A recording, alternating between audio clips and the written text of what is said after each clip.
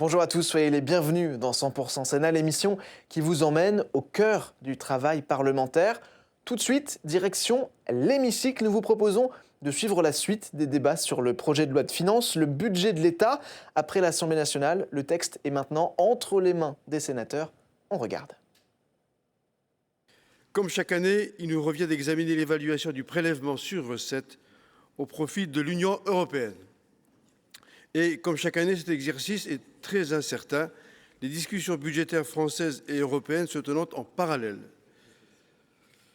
Ainsi, depuis le dépôt de ce PLF, un accord a été trouvé le 15 novembre dernier entre le Parlement européen et le Conseil autour d'un budget 2026 s'élevant à 192,8 milliards d'euros en autorisations d'engagement et 190,1 milliards d'euros en crédits de paiement, soit des montants proches de la proposition initiale formulée par la Commission européenne.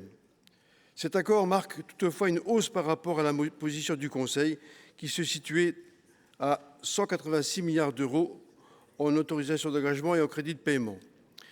Sitôt cet accord formellement voté par le Parlement européen et le Conseil, le gouvernement a déposé un amendement pour réduire de 341 millions d'euros le montant de la contribution française au budget de l'Union européenne pour 2026. Monsieur le ministre, pouvez-vous nous expliquer cette baisse ? Après cette actualisation, l'article 45 du projet de loi de finances évalue le montant du prélèvement sur recettes au profit de l'Union européenne à 28,4 milliards d'euros, soit une hausse substantielle de 5,3 milliards d'euros par rapport à 2025. Cette augmentation était largement attendue. La consommation des crédits s'accentuant systématiquement à mesure que le CFP progresse et que les rattrapages s'accélèrent en fin d'exercice, notamment en matière de politique de cohésion. En outre, la consommation initiale de crédits a pu être retardée par la concurrence du plan de relance européen. La hausse du prélèvement en 2026 est cependant inférieure aux premières attentes puisque l'an passé, les services de Bercy s'attendaient à un prélèvement de 30,4 milliards d'euros pour 2026, soit 2 milliards d'euros de plus que le montant figurant dans le projet de loi de finances. En attendant la présentation de l'amendement que le gouvernement vient de déposer, je voudrais préciser que cet écart a une triple explication. Une baisse de la prévision de dépenses, une baisse des clés de la contribution française et l'intégration de corrections réalisées lors des exercices antérieurs. L'augmentation de la contribution française au budget de l'Union européenne devrait se poursuivre ces prochaines années. Ainsi, en 2027, cette contribution devrait atteindre 31,2 milliards d'euros. Et ce mouvement à la hausse devrait fortement s'accentuer à partir de 2028. En effet, pour le cadre financier pluriannuel 2014-2020, le prélèvement moyen s'élevait à 20,1 milliards d'euros. Avec le départ d'un grand contributeur comme le Royaume-Uni, ce prélèvement moyen est passé à 25,7 milliards d'euros pour l'actuel CFP 2021-2027. Pour le CFP 2028-2034, le prélèvement français moyen passerait à 38 milliards d'euros, soit une hausse moyenne annuelle de plus de 12 milliards d'euros. La future proposition de la Commission pour le prochain CFP revient donc à retrouver les ambitions initiales de l'Union européenne. Elle vise principalement à maintenir le financement de politiques consensuelles au sein de l'Union, comme la PAC, et à doper sa compétitivité en suivant les recommandations du rapport Draghi. Les États membres entament désormais un long processus de négociation qui doit conduire au prochain cadre financier pluriannuel.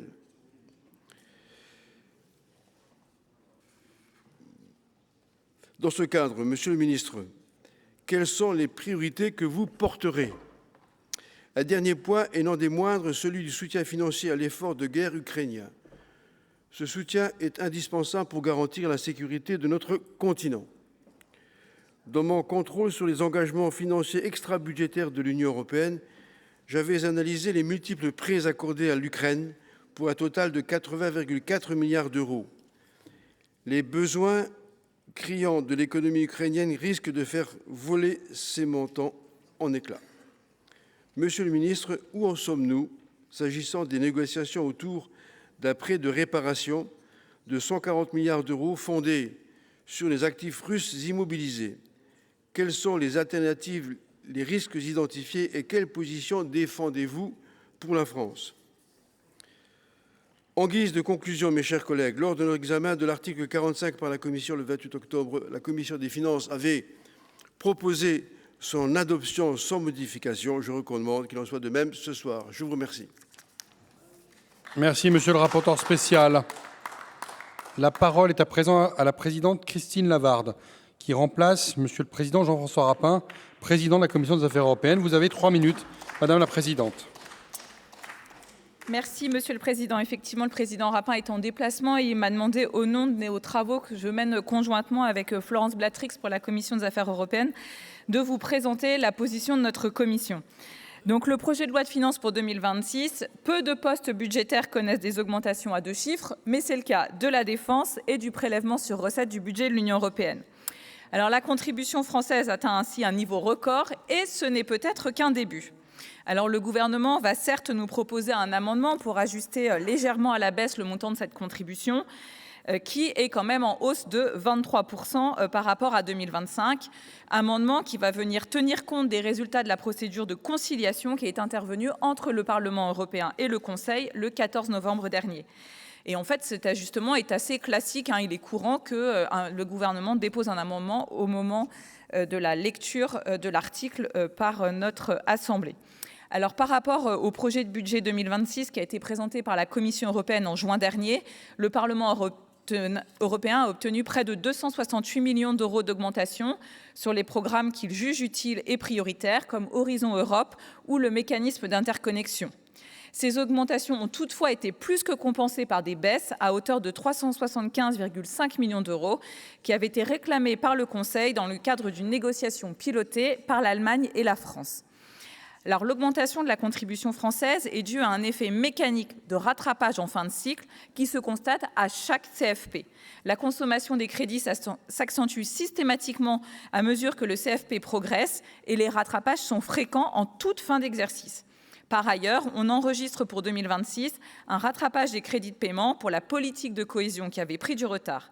Enfin, cette hausse s'explique aussi par les conséquences de la révision du CFP 2021-2027 intervenue en février 2024, notamment pour tenir compte des coûts de la charge de l'emprunt Next Generation.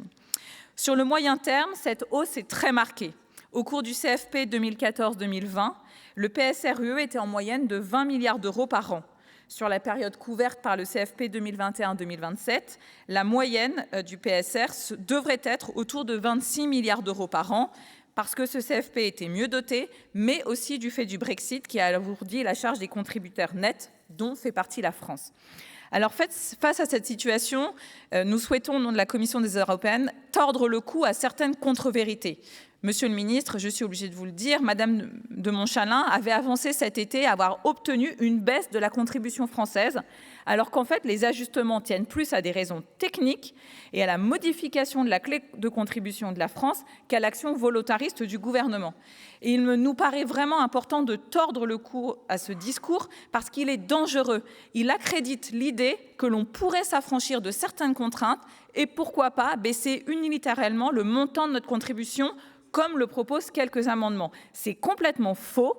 Une telle action risquerait d'emmener notre pays droit devant la Cour de justice de l'Union européenne. Alors, le montant de la contribution française, il dépend en réalité de la décision sur les ressources propres de décembre 2020, conformément à l'accord trouvé sur l'actuel cadre financier pluriannuel. Et si nous le voulons, si vous voulez maîtriser la contribution française, c'est les négociations relatives au prochain CFP qu'il faut se pencher et à la définition de nouvelles ressources propres, sans lesquelles la contribution française pourrait atteindre près de 38 milliards d'euros lors de la prochaine période. Et bien sûr, nous devons améliorer notre taux de retour. Nous avons des marges de manœuvre, mais nous ne devons pas nous tromper de débat aujourd'hui. Merci, Madame la Présidente. Dans la suite du débat, la parole est à Madame Mathilde Olivier pour le groupe Écologiste Solidarité et Territoires et pour 4 minutes.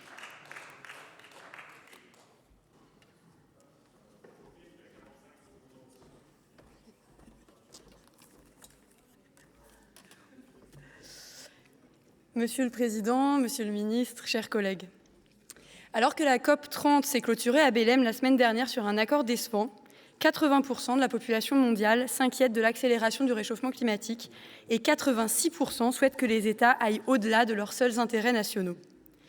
Alors que notre diplomatie et le multilatéralisme demeurent ancrés dans la raison d'État et la défense des intérêts nationaux, nous avons, avec l'Union européenne, un formidable outil construit crise après crise pour faire ensemble et surmonter ensemble les défis majeurs de notre siècle. L'Union européenne incarne un formidable espoir, celui de dépasser nos intérêts divergents, parfois concurrents, pour construire un projet politique qui réponde aux besoins communs des peuples européens. Chaque année, ce débat sur la contribution de la France revient avec les mêmes questions. Payons-nous trop?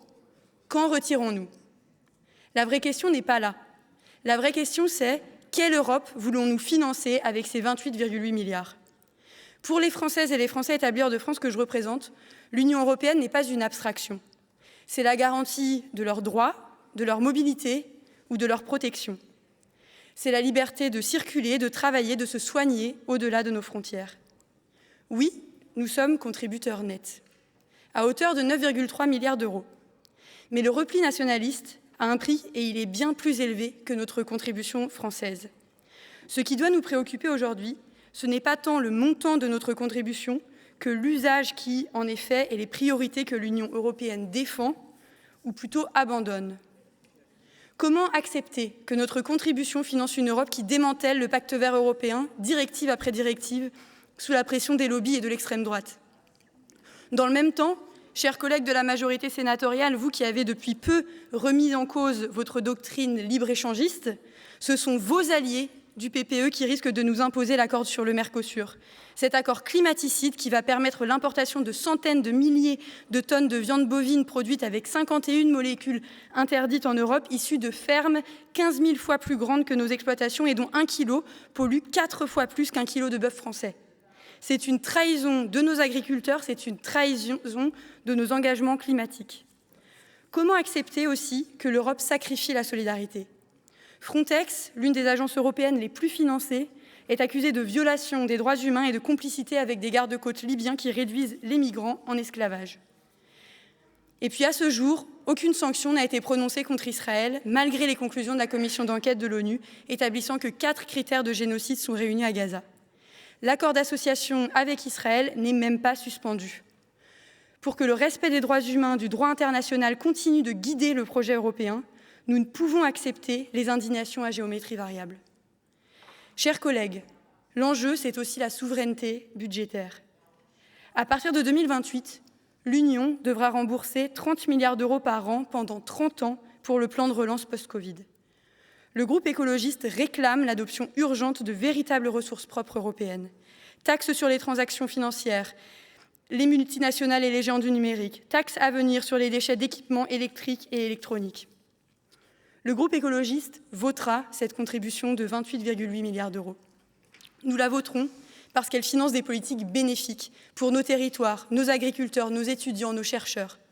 Parce que face à la guerre en Ukraine, aux tensions géopolitiques, la France ne peut agir seule. Mais ce vote n'est pas un blanc-seing. Nous refusons le faux dilemme entre repli nationaliste et résignation néolibérale. Résistons face au sacrifice des politiques climatiques sur l'autel du libre-échange, face au Mercosur, face à une Europe qui creuse les inégalités, face à l'Europe forteresse. Construisons plutôt une Europe fidèle à son projet de solidarité entre les peuples, une Europe qui soutienne l'agriculture paysanne, une Europe qui investisse massivement dans la bifurcation écologique. C'est ce combat que nous continuerons à mener ici au Sénat comme au Parlement européen pour une Europe écologique, sociale, démocratique et solidaire. Merci, ma chère collègue. La parole est à Monsieur Ahmed Lawedge pour le groupe du Rassemblement démocratique et social européen, et toujours pour 4 minutes.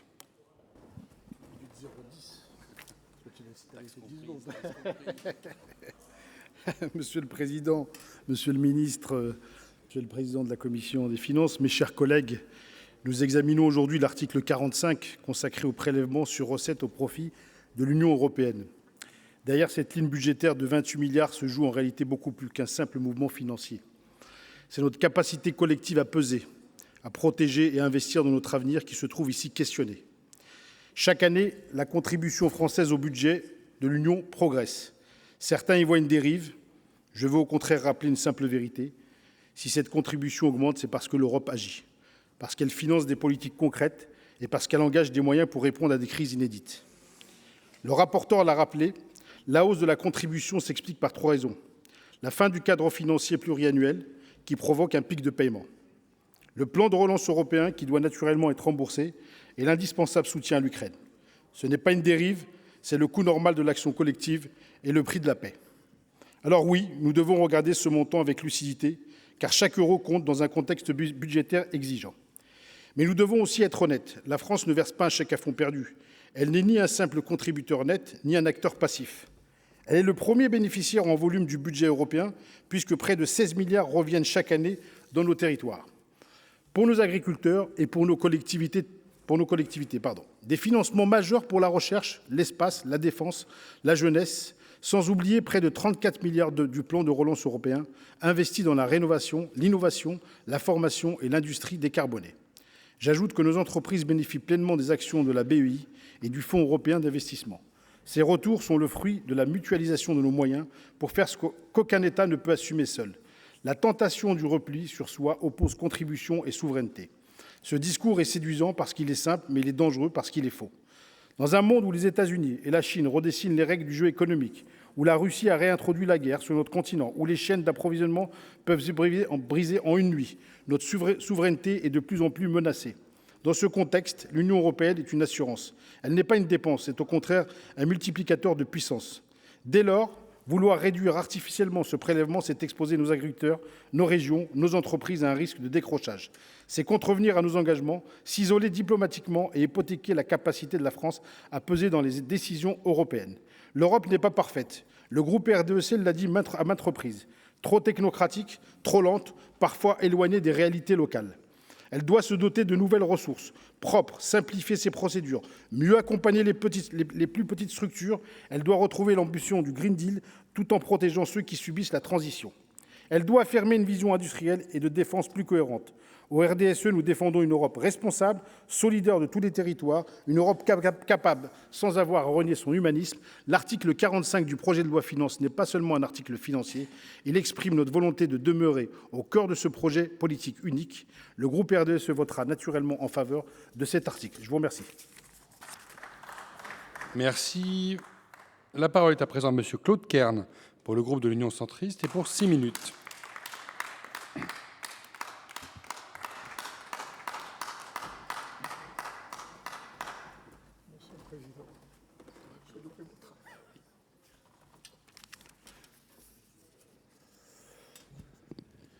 Monsieur le Président, Monsieur le Ministre, Monsieur le Président de la Commission, Monsieur le rapporteur, mes chers collègues, c'est toujours un plaisir pour moi que de rejoindre cette tribune pour parler de l'Europe.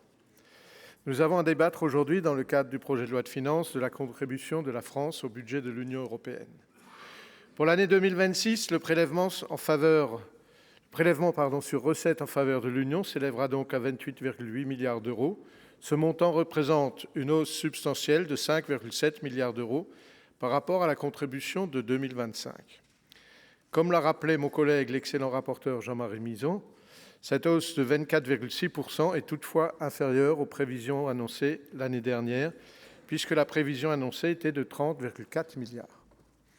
Il s'agit d'un effort financier important qui fait de notre pays l'un des premiers contributeurs nets de l'Union européenne, comme cela a été rappelé.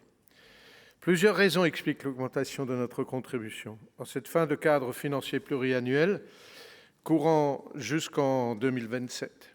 Tout d'abord, l'élargissement des besoins européens, notamment pour la cohésion des territoires, la transition écologique et la recherche. Ensuite, le mode de calcul du budget basé sur la richesse nationale produite.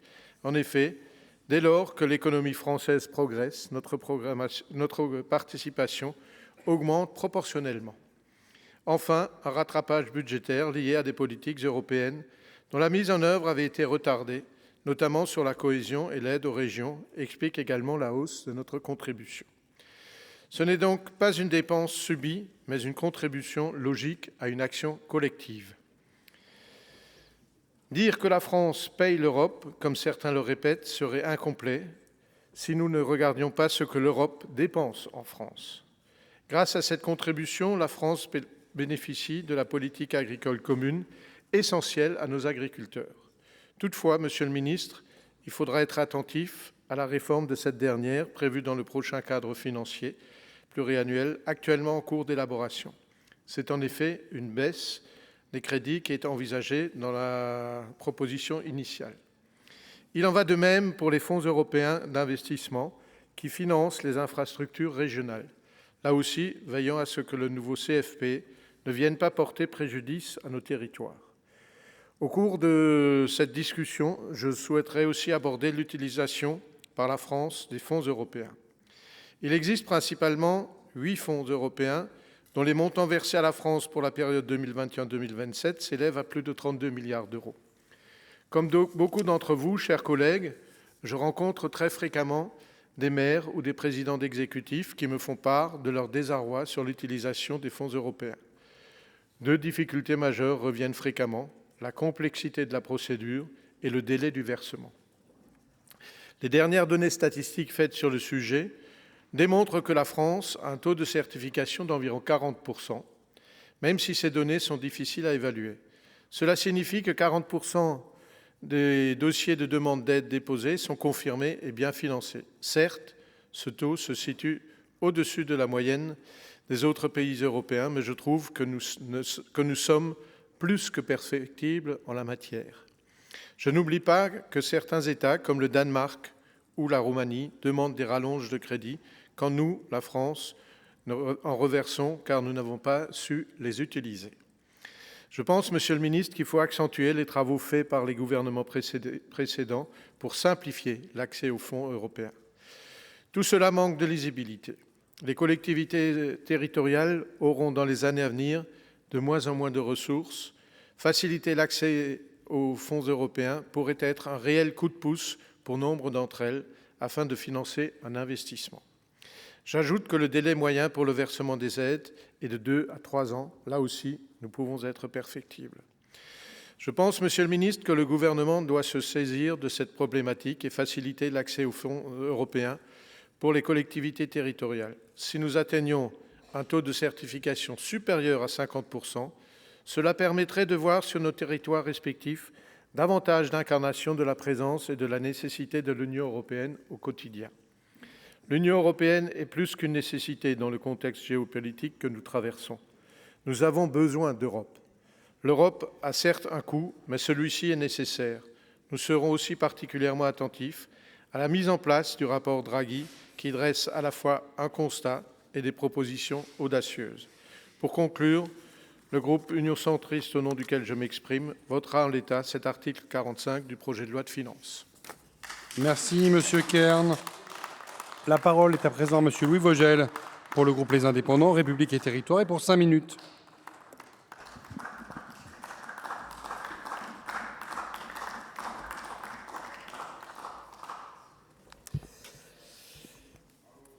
Monsieur le Président, Monsieur le Ministre, Monsieur le Président de la Commission des Finances, Monsieur le rapporteur spécial, mes chers collègues, le débat sur le prélèvement sur recettes au profit de l'Union nécessite de sortir des approches idéologiques. Dans le contexte budgétaire dégradé que nous connaissons, un poste de dépense qui enregistre une croissance à 2 chiffres d'une année sur l'autre doit être examiné avec rigueur et susciter notre vigilance. C'est le cas cette année de la contribution de la France à l'Union. Pour l'année 2026, le prélèvement effectué au bénéfice de l'Union européenne connaît une hausse très importante. Il passe de 23,1 milliards d'euros en 2025 à 28,8 milliards, ce qui équivaut à une augmentation de 24,6%. Cette augmentation est-elle justifiée? Oui, car elle résulte de plusieurs causes qui sont parfaitement explicables. D'abord, le rattrapage mécanique des paiements en fin d'exercice du cadre financier pluriannuel pour la période 2021-2027. Ensuite, le soutien à l'Ukraine, que nul ne conteste. Ensuite, le financement de la surcharge d'intérêt pour le remboursement du plan de relance dont il a été question, Next Generation EU. Ou encore la réponse nouvelle, renforcée aux défis migratoires. Est-il souhaitable que la France soit l'un des premiers contributeurs de l'Union européenne? Oui, car cela la place en bonne position dans toutes les négociations qui auront lieu pendant cette période, et ce qui est essentiel. Il ne faut pas oublier que notre pays, en 2026, et pour la deuxième année consécutive, est le premier État membre bénéficiaire du budget de l'Union, avec 16,5 milliards d'euros. L'essentiel de ce montant correspond aux aides perçues au titre de la PAC, et nous sommes de loin les premiers bénéficiaires, mais aussi aux fonds européens qui sont destinés à nos territoires et qui sont essentiels pour l'aménagement de ces territoires. Certains éléments doivent néanmoins susciter notre vigilance pour le futur. D'abord, les négociations relatives au prochain budget pluriannuel de l'Union. Ensuite, le besoin de développer les ressources propres de l'Union, sur lequel il faut que nous insistions. Enfin, la simplification de l'accès aux fonds européens, qui est une priorité pour nos concitoyens, pour nos agriculteurs et pour nos territoires. Je voudrais profiter de l'examen de l'article 45 pour regarder lucidement où on est aujourd'hui la relation entre la France et l'Union européenne. Cette analyse commence par un constat simple. D'autres l'ont dit, notre contribution explose. Pour 2026, elle atteindra 28,78 milliards d'euros, soit plus 5,6 milliards en un an, et elle dépassera les 34 milliards en 2027. Alors, contribuer, ça ne peut pas être un problème, mais le problème, c'est de contribuer à ce niveau et dans les conditions qui sont demandées. Je voudrais relever 3 sujets, Monsieur le Ministre. La France a touché 45,7 milliards, très bien, mais elle va rembourser 75 milliards de principal, plus 1,9 milliard d'intérêts par an dès 2028. Nous sommes donc le seul pays à avoir réussi l'exploit de bénéficier d'un plan de relance et d'en rembourser le double. Ce qui nous conduit à réaffirmer qu'il ne s'agit pas d'un plan pour les POP et d'un plan de relance pour les créanciers. Et cela, les marchés des capitaux l'ont bien compris et bien avant tout le monde. Leur clairvoyance est grande. Et l'orientation n'a jamais été corrigée. Au contraire, elle a été confirmée, consolidée, durcie par le refus obstiné depuis 15 ans. Et là, je vous prends un témoin, on peut dire que depuis 15 ans, il n'y a pas eu la moindre réforme structurelle fiscale sérieuse en faveur de l'autofinancement de l'Union européenne. Sujet quand même. La taxe GAFAM, abandonnée avant d'avoir existé. La taxe carbone aux frontières, vidée de sa substance. L'imposition des multinationales sans cesse repoussée à un lendemain qui ne vient jamais. Résultat, 3 décennies après Maastricht, 75% du budget européen repose sur le revenu national brut des États. Deuxième point, les programmes stratégiques. Là encore, la France décroche clairement. Sur Horizon Europe, nous ne récupérons que 12% des financements alors que nous contribuons bien davantage. Sur InvestEU, c'est à peine 13,5%. Et pour compléter le tableau, la prochaine politique agricole commune pourrait passer de 387 à 294 milliards d'euros. Vous le savez, on est très critique de la PAC, qui concentre encore 80% des aides sur 20% des exploitations et qui laisse les petites fermes, les jeunes agriculteurs et les filières les plus vertueuses en bout de ligne. Troisième point, la surmilitarisation de l'Union européenne. La Commission pousse actuellement à un plan d'investissement colossal, quand même 800 milliards, qui est destiné à surarmer le continent pour mieux anticiper, je m'excuse de le dire, mais quand même un certain nombre d'échecs diplomatiques, pas seulement de la France d'ailleurs, mais aussi de la France. Il n'est pas inutile de rappeler qu'en 3 ans, les dépenses militaires européennes ont augmenté de plus de 30%, atteignant 326 milliards d'euros. Le projet politique est de faire de l'Europe le 2e marché mondial de l'armement, juste derrière les États-Unis. Dès lors, une question doit être posée. Est-ce que la hausse massive de notre contribution sert-elle vraiment à financer l'Union européenne? Voilà, c'est le sujet, la question la plus importante.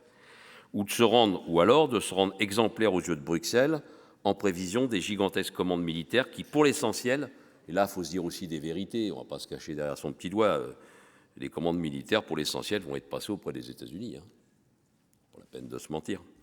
Alors, on ne va pas jouer les naïfs, plusieurs de ces contrats ont déjà été évoqués, d'ailleurs par le président Trump, par Mme von der Leyen, qui s'emploie à arrimer durablement l'Europe au complexe militaro-industriel américain. Tout cela se fait quand même avec pas de débat, quel mandat, et d'autant que cette dernière avance timidement sur un terrain où appuie sur le frein. Enfin, je veux dire, en gros, par exemple, je prends un exemple, la directive sur les travailleurs des plateformes, qui a été adoptée en 2024, qui établit une présomption de salariat, elle attend toujours sa transposition. Là, Paris freine. Mais quand l'Europe accélère sur le sur le militaire, Paris court devant. Donc, il nous semble qu'il y a des lignes rouges qui sont franchies en matière de diplomatie, de souveraineté et de juste contribution. Et notre groupe entend adresser un message clair en rejetant l'article 45. Je vous remercie. Merci, mon cher collègue. La parole est à Monsieur le ministre Benjamin Haddad, ministre délégué chargé de l'Europe. Et vous avez 10 minutes, Monsieur le ministre.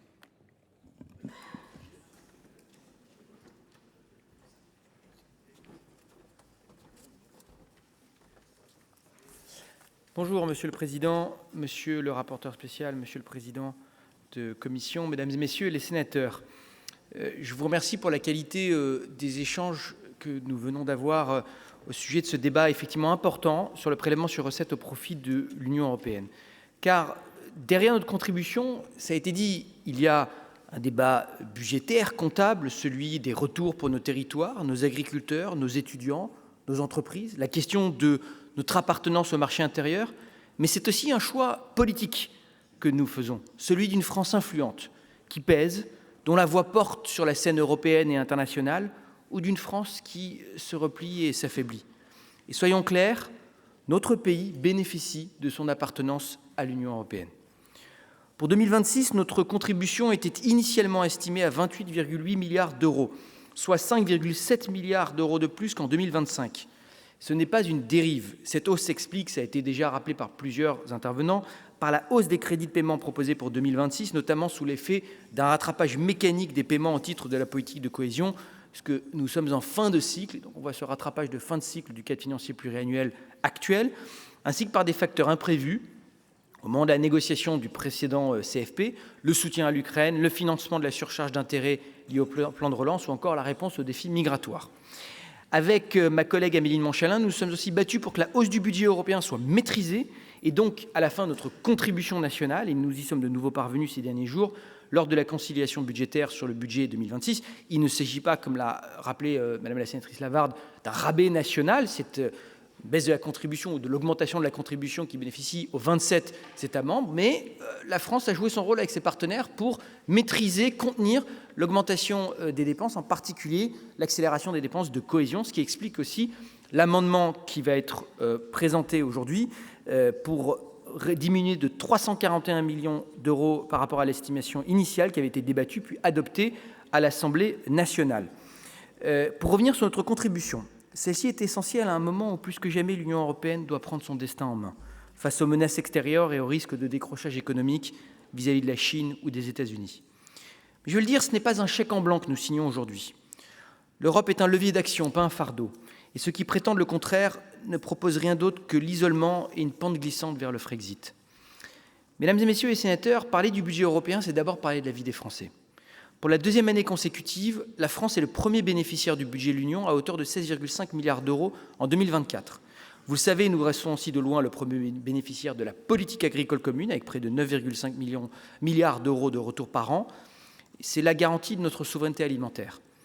Nos régions bénéficient aussi de la politique de cohésion, près de 18 milliards d'euros entre 2021 et 2027 pour notre pays. C'est par exemple la rénovation thermique des corons verts de Douai ou encore le financement de la maison de santé de Damary-Lély en Seine-et-Marne où je me suis rendu ces dernières semaines. Je pense aussi bien sûr au plan de relance dont nous avons bénéficié à hauteur de 9 milliards d'euros en 2024 qui a permis à 430 000 jeunes de s'insérer dans la vie professionnelle, à 40 000 logements de bénéficier de rénovation énergétique ou encore à l'agrandissement du centre hospitalier de Dijon et l'électrification d'usines agroalimentaires.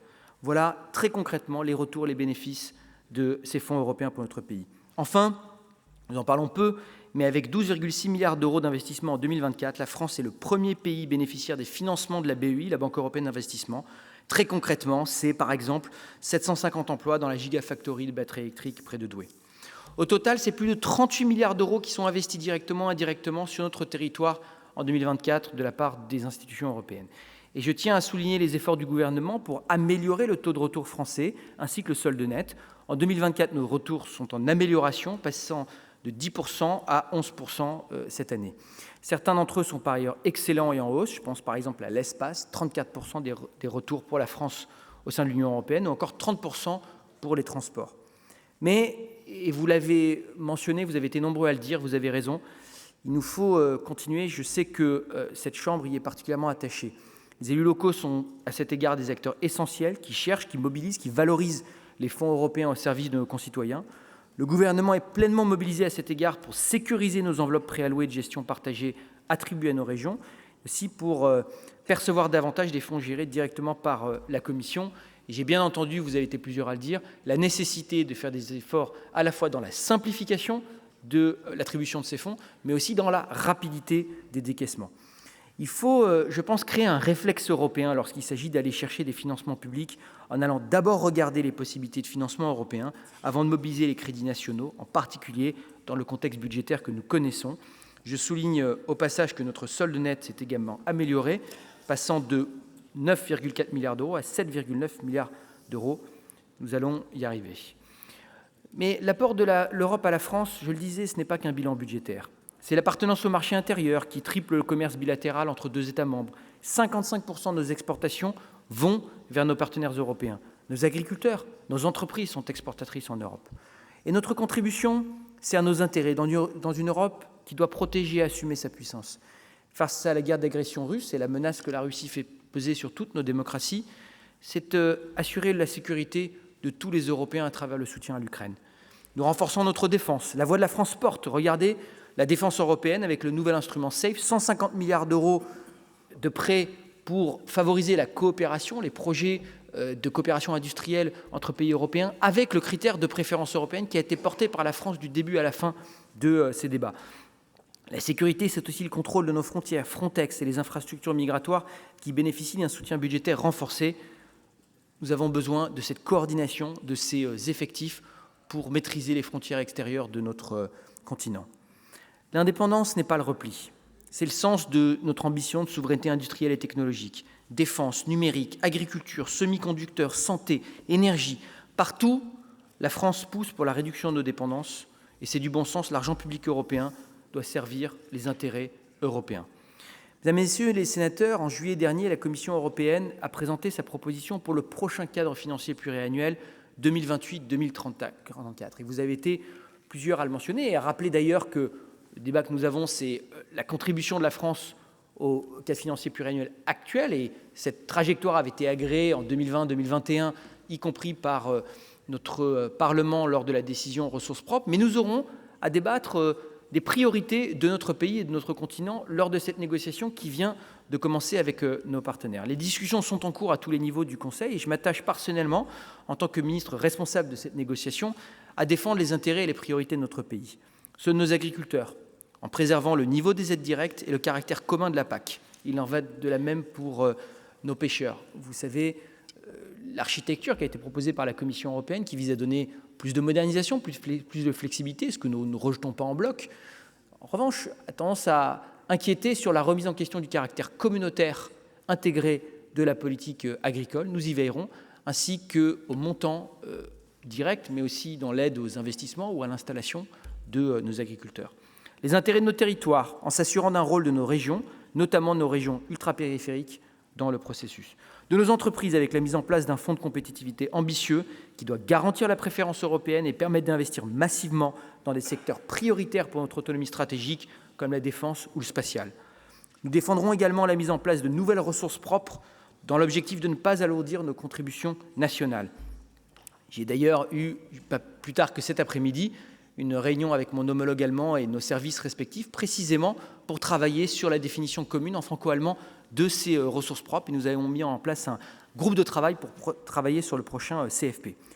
Le gouvernement sera au rendez-vous avec la plus grande exigence et, je le dis, ma porte est d'ores et déjà ouverte, aux propositions de tous les parlementaires nationaux, comme nous le faisons déjà d'ailleurs avec les parlementaires européens. Dans ce monde conflictuel et dangereux, le choix n'est pas entre plus ou moins d'Europe. C'est entre une Europe puissante qui défend ses intérêts et le repli impuissant. Autoriser ce prélèvement, c'est donner à la France les moyens de peser, d'influencer et d'agir pour nos concitoyens. À l'article 45, 4 amendements faisant l'objet d'une discussion commune. Le premier, le 913, est présenté par M. Durox. Je vous en prie, mon cher collègue. Merci, Monsieur le Président. La France est le dernier grand pays contributeur à ne pas bénéficier de la correction forfaitaire, autrement dit un rabais sur sa contribution financière à l'Union européenne. L'Italie, autre pays contributeur net sans rabais, a au moins obtenu des sommes bien plus importante que la France dans le cadre du plan Facilité pour la reprise et la résilience. Nous estimons que la France n'aurait jamais dû contribuer financièrement à ce niveau pour un budget européen dont elle a systématiquement été la grande perdante.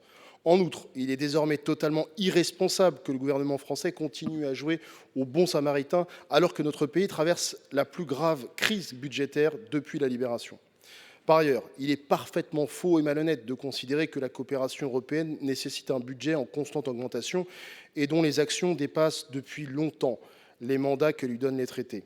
La Commission européenne doit donc faire les économies qui s'imposent pour faire mieux avec moins d'argent, ou peut-être même faire moins pour faire mieux. Cet amendement propose donc de diminuer la participation de la France au budget de l'Union européenne de 8,7 milliards d'euros, dont 5,7 milliards d'euros pour revenir au crédit de la loi de finances pour 2025, annulation de la hausse pour 2026, et 3 milliards d'euros pour retrouver la norme historique de contribution nette française au budget de l'UE, autour de 7 milliards d'euros contre 10 milliards d'euros dernièrement. Je vous remercie. Merci. La parole est à M. Savoldelli pour défendre le 1482. Oui, merci, Monsieur le Président, Monsieur le Ministre, mes chers collègues. Quatre amendements en discussion commune, mais différentiels. Voilà. Puisque nous proposons de plafonner la contribution de 2026 à celle de l'année précédente. Donc c'est une très bonne proposition pour les recettes de l'État, puisque ça vous ferait faire une économie de 5,6 milliards d'euros, Monsieur le Ministre. Voilà. Donc c'est à prendre, quoi. Parce que l'augmentation nous paraît quand même difficile à justifier.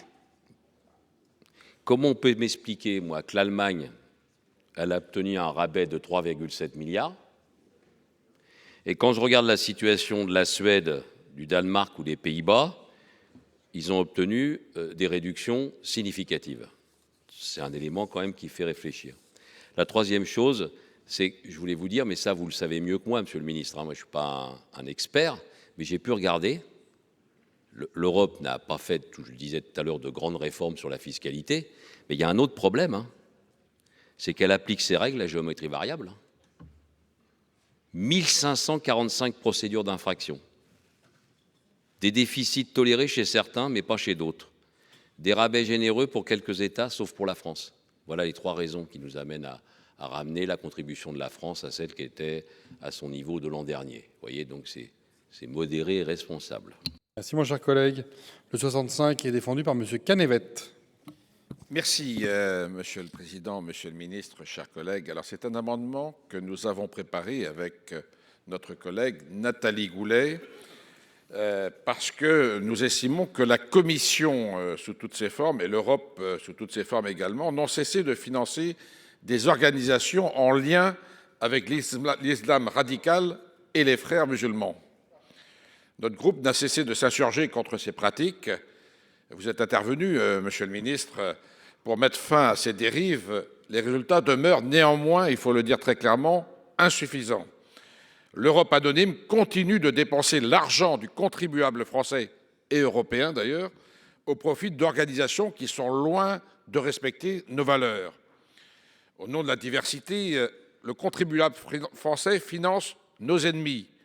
La Cour des comptes européenne vient de rendre un rapport, je lis ici, « Transparence des financements accordés par l'Union européenne à des ONG. Malgré des progrès, la vue d'ensemble n'est toujours pas fiable. » Et tout ceci doit nous alerter parce qu'il y a 7,4 milliards d'euros de dépenses injustifiées qui sont allouées, en tout cas dirigées sans contrôle. Et ce soir, on ne peut pas l'accepter.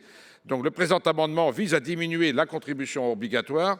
Nous connaissons les limites de l'exercice, mais nous ne voulons pas cautionner des pratiques dangereuses pour la France et pour l'Europe, car il est important que nous recentrions l'Europe sur les valeurs qui nous animent, que nous cessions tout angélisme sur le sujet qui est parfaitement inacceptable.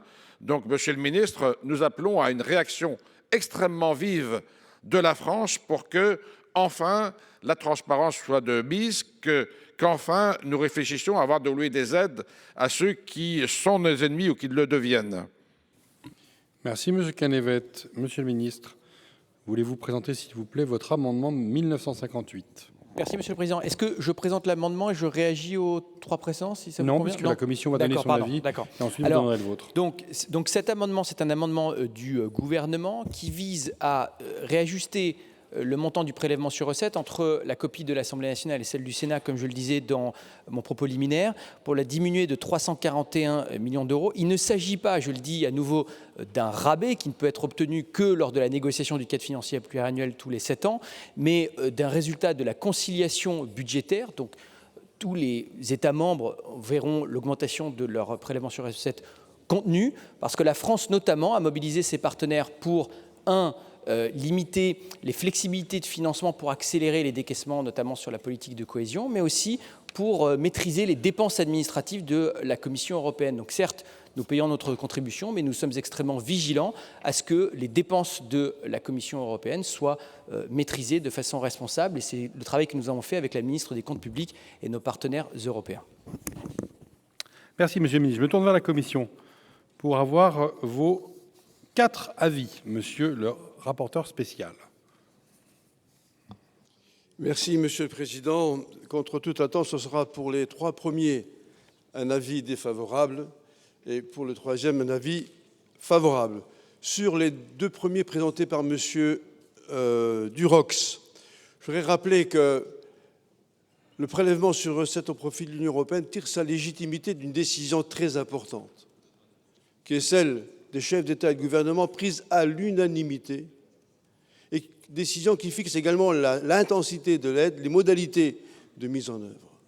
Et donc, combien même on peut observer que le montant varie d'une année sur l'autre, jamais il ne dépassera l'enveloppe prévue par le cadre. Et voyez-vous, dans l'exécution des choses, il arrive que la progression ne soit pas linéaire. Ce n'est pas parce que c'est un programme sur 7 ans que le document est exécuté par 7e ou même par 9e. Il est aléatoire, il est fonction, non pas seulement de l'administration de la Commission, mais également des porteurs de projets qui vont plus ou moins vite selon les difficultés qu'ils rencontrent. Également, je préciserai qu'en dépit du chèque dont bénéficie l'Allemagne, chèque conséquent, la contribution nette allemande est néanmoins de 19 milliards d'euros, soit plus du double de celle de la contribution française. S'agissant de l'amendement présenté par mon excellent collègue M. Michel Canévet, et je dirais que je connais l'opiniâtreté, l'obstination de Mme Nathalie Goulet, s'agissant de lutter contre la fraude fiscale, sociale, enfin toute fraude d'où qu'elle vienne, également de lutter contre la progression de l'islam radical. Cela étant, même si ces causes sont nobles, ce n'est pas par ce moyen, par l'abaissement du montant du prélèvement sur recettes qu'il faut y procéder. Je dis aussi que les 7 milliards que vous avez évoqués, Monsieur le Sénateur, c'est la somme globale.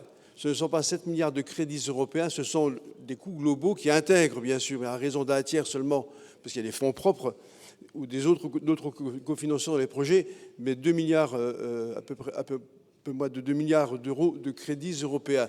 C'est vrai, d'ailleurs le ministre l'a rappelé tout à l'heure, c'est dénoncé, à juste raison, mais ça doit continuer de l'être parce que c'est un véritable souci. Les fonds européens n'ont pas à soutenir des initiatives de cette nature, on en est tous d'accord. Et Monsieur le ministre, nous comptons sur vous pour faire en sorte que demain, on ait de meilleurs résultats s'agissant de cette lutte contre l'islam radical. Et enfin, sur le dernier amendement, celui que vous avez présenté, je l'avais annoncé tout à l'heure, nous sommes favorables puisqu'il va dans le sens de l'application de la décision ressources propres. Monsieur le ministre, je vous en prie pour donner votre avis sur les 3 premiers. Merci, Monsieur le Président. Le gouvernement donnera un avis défavorable sur ces 3 amendements pour les mêmes raisons, puisqu'il s'agit là d'amendements de rabais. Comme je l'indiquais, des rabais ne peuvent pas être obtenus de façon unilatérale. La trajectoire du prélèvement sur recettes a été acceptée par les parlementaires et les États membres au début de la négociation du cadre financier pluriannuel, au début du cycle du cadre financier pluriannuel en 2021, suit cette trajectoire. Et donc nous devons, c'est l'engagement et la voix de la France, nous en acquitter. Je voudrais tout de même dire un mot sur l'amendement de la sénatrice Goulet, dont je voudrais saluer quand même l'engagement sur ce sujet et vous dire qu'on ne laissera rien passer. On ne laissera rien passer parce qu'en effet, l'argent du contribuable européen ne doit pas aller financer les ennemis de l'Union européenne. Et quand il s'agit de la défense de nos valeurs, de la lutte contre l'entrisme islamiste, de la lutte contre l'antisémitisme, il est inacceptable qu'un seul euro d'argent public européen puisse aller financer des ONG, des organisations, des universités qui contribueraient à propager la haine. C'est le message que j'ai porté avec mes collègues, avec une initiative portée au Conseil Affaires Générales. Nous serons extrêmement vigilants pour que la Commission européenne prenne toutes les mesures qui s'imposent en termes de charte de valeurs, en termes de renforcement des contrôles en amont comme en aval et en termes de sanctions pour s'assurer de la transparence des financements. Vous avez raison, monsieur le sénateur, de souligner à cet égard les remontrances du rapport de la Cour des comptes, qui a une fois de plus parlé de opacité quand il s'agit des financements. Et puis ce sera l'occasion, lors du prochain cadre financier pluriannuel, précisément, d'avoir des garde-fous extrêmement clairs sur ce sujet. Comptez sur la mobilisation du gouvernement français, mais une fois de plus, ce n'est pas vraiment le débat que nous sommes en train d'avoir aujourd'hui. Merci, monsieur le ministre. Je vous en prie, monsieur Jadot, pour explication de vote. Et donc pour 2 minutes. Je vous remercie, monsieur le président, de me donner la parole. Monsieur le ministre, chers collègues, la réalité, c'est que l'Union européenne, on le sait, est aujourd'hui prise en étau à la fois du côté de l'Est et du côté de l'Ouest par des régimes qui remettent en cause la démocratie, l'État de droit et cherchent à nous déconstruire, pour le coup, cherchent à affaiblir l'Union européenne. Nous avons les ennemis d'intérieur, Orban, et en fait, l'Union européenne est un géant réglementaire, c'est un nain budgétaire. On devrait discuter de la multiplication par 10 de la contribution de la France à l'Union européenne. 1%. Le budget européen, c'est 1% du PIB. Le budget fédéral américain, c'est 25%. Et je ne parle pas de la Chine, évidemment. Si on veut se donner les moyens de résister, de défendre nos valeurs, de réindustrialiser, de décarboner, de faire ce qu'il faut sur les réseaux de transport, y compris européens, de faire en sorte qu'on devienne indépendant énergétiquement, il nous faudrait beaucoup plus de moyens à l'échelle européenne. Et la tendance n'est pas bonne, ça a été dit, Cadec l'a dit. Aujourd'hui, c'est quoi la tendance ? Centralisation des pouvoirs au niveau de la Commission européenne. Et franchement, on a besoin de démocratie en Europe, ça fait tellement longtemps qu'on le dit, cette concentration au niveau de la Commission est une très mauvaise nouvelle. Et deuxièmement, nationalisation des politiques. Si on ne veut pas avoir tous les ans le budget de savoir combien on donne, combien on gagne, comment on fait pour réduire le budget de l'Union pour ne pas trop donner, sachant qu'on a du mal à justifier d'être contributeur net, tout ça ne va pas en fait. La réalité, c'est qu'on ne se donne pas les moyens de notre souveraineté et de notre développement et de la défense de notre modèle démocratique. Quand les États-Unis et la Chine nous attaquent aujourd'hui, ils nous attaquent à coups de budget considérables.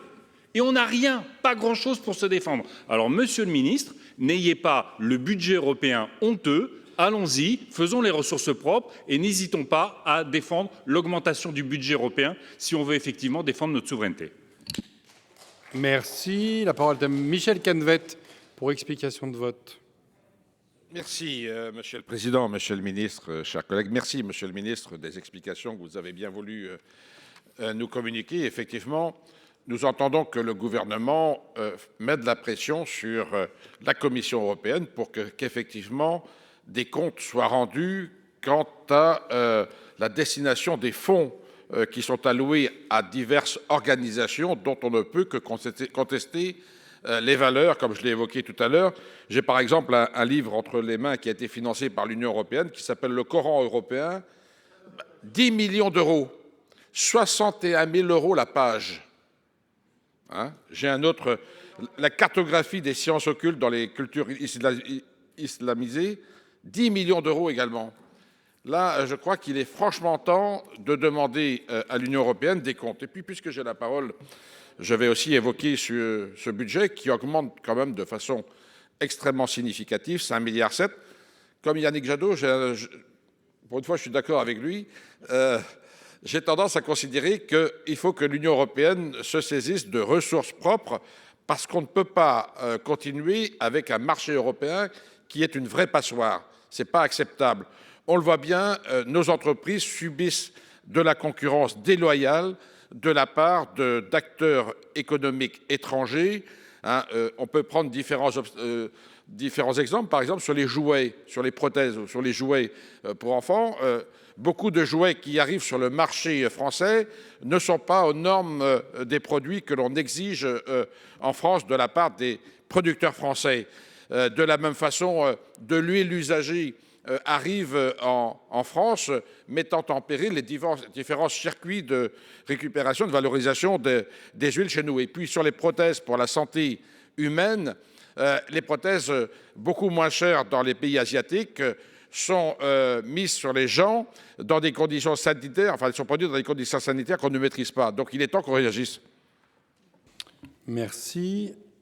Je vais mettre aux voix l'amendement 913. Monsieur Salvodelli, excusez-moi, pour explication de vote. J'étais au Je vous point, en là, prie. Monsieur le Président. 3 mots. La première, c'est que moi, je partage l'avis de mes 2 collègues, centralisation de la Commission européenne, sauf que là, sur l'objet qui nous est donné, on ne peut pas intervenir. Bon, moi, on le dit, mais on a un problème. Deuxième problème, c'est moi, je m'interroge sur le processus de décision des chefs d'État. Vous l'avez dit, ils ont voté à l'unanimité, dont acte. Mais comment, avec quel mandat? C'est une vraie question. Je pense qu'il y a quelque chose à avoir de ce point de vue-là. Troisième remarque, je l'ai dit tout à l'heure, mais il y a un problème. Là, on discute des contributions respectives des pays. On n'a pas de réforme depuis 15 ans de la fiscalité européenne. Donc, c'est un vain mot de dire on va aller à une forme d'autofinancement de l'Europe quand on n'a aucune réforme de la fiscalité. Vous voyez ce que je veux dire? On peut l'énoncer comme ça, ça nous fait plaisir, mais il n'y a pas les moyens. Donc je pense qu'il faudrait vraiment que la France soit à la pointe d'une réforme de la fiscalité à l'échelle de toute l'Europe, pour qu'on ait des recettes pour l'ensemble des peuples et des États. Et c'est possible, parce que quand on veut, on le peut. La BCE, elle a prêté de l'argent aux États, alors qu'on nous a expliqué par la règle d'or que c'était impossible. C'était la période du Covid, et là on nous a dit après que c'était possible. Et là, on vient bien de voir qu'on prête 800 milliards d'euros pour le surarmement et l'industrie militaire. Donc vous voyez bien, ça devient possible, là. Ce qui était interdit devient possible. Donc moi, vraiment, j'appelle de tous mes voeux vraiment une fiscalité à l'échelle européenne. Merci, mon cher collègue. Je mets aux voix l'amendement 913. Il a reçu un avis défavorable de la Commission, un avis défavorable du gouvernement. Qui est pour? Qui est contre? Qui s'abstient? Il n'est pas adopté. L'amendement 1482, avec un avis défavorable de la Commission et défavorable du gouvernement. Qui est pour? Qui est contre? Qui s'abstient? Il n'est pas adopté. L'amendement 65, qui a reçu un avis défavorable de la Commission et défavorable du gouvernement. Qui est pour? Qui est contre? Qui s'abstient? Il n'est pas adopté. Et je mets aux voix l'amendement du gouvernement, qui a reçu un avis favorable de la Commission. Qui est pour? Qui est contre? Qui s'abstient? L'amendement 1958 est adopté. Et je mets aux voix l'article 45 ainsi amendé. Qui est pour? Qui est contre? Qui s'abstient? L'article 45 est adopté. Voilà pour ces débats autour du budget de l'État, du projet de loi de finances. Les sénateurs ont jusqu'au 15 décembre pour aller au bout du texte. Et si ça vous intéresse, pour aller plus loin, vous pouvez retrouver le détail des débats et des mesures votées par les sénateurs sur notre site internet. En attendant, je vous souhaite une bonne journée sur Public Sénat et les chaînes parlementaires.